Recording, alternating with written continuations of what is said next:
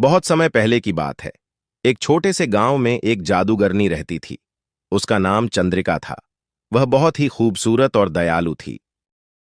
लेकिन गांव वाले उससे डरते थे क्योंकि उसके पास जादुई शक्तियां थीं।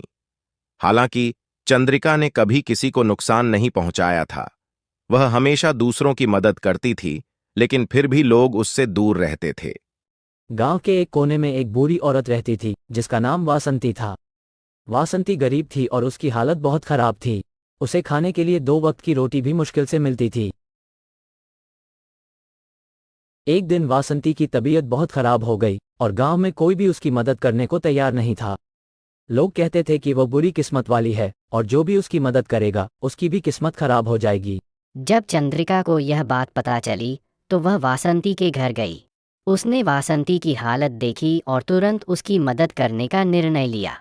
चंद्रिका ने अपने जादुई मंत्रों से वासंती के लिए खाना, दवाई और गर्म कपड़े बनाए। कुछ ही दिनों में वासंती की तबीयत ठीक हो गई। वह चंद्रिका की बहुत आभारी थी।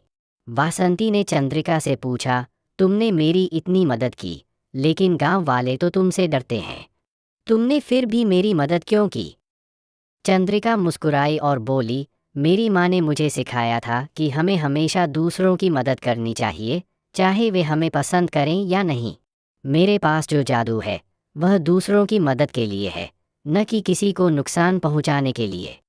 वासंती ने चंद्रिका की तारीफ करते हुए कहा, तुम्हारा दिल बहुत बड़ा है। अगर लोग तुम्हें समझ पाते तो वे तुमसे डरने के बजाय तुम्हारी इज्जत करते। चंद्रिका ने कहा, एक दिन ऐसा जरूर आएगा जब लोग समझेंगे कि जादू से डरना नहीं चाहिए, बल्कि उसे सही तरीके से इस्तेमाल करना चाहिए। कुछ दिनों बाद गांव में एक बड़ा संकट आया। गांव के पास के जंगल से एक बड़ा दैत्य आ गया और उसने गांव को तबाह करना शुरू कर दिया। गांव के लोग बहुत डर गए और उनके पास कोई उपाय नहीं था। वे सभी मिलकर चंद्रिका के पास गए और उससे मदद की गुहार लगाई। चंद्रिका ने बिना किसी संकोच के गांव की मदद करने का निर्णय लिया। वे जादुई मंत्रों का इस्तेमाल करके दैत्य से मुकाबला किया। उसकी शक्तियों ने दैत्य को पराजित कर दिया और गांव को बचा लिया। गांव के लोग उसकी बहादुरी और दयालुता से बहुत प्रभावित हुए। इसके बाद गांव वालों का चंद्रिका के प्रति नजरिया पूरी तरह बदल गया। उन्होंने समझ लिया कि जादू से डरना नहीं चाहिए, बल्कि उसे सही दिशा में इस्तेमाल करना चाहिए। अब चंद्रिका गांव की सबसे सम्मानित सदस्य बन गई थी। लोग उसकी इज्जत करते थे और उससे सलाह लेने आते थे। चंद्रिका ने अपनी जादुई शक्तियों का उपयोग गांव की भलाई के लिए किया और सभी के दिलों में अपने लिए जगह बना ली।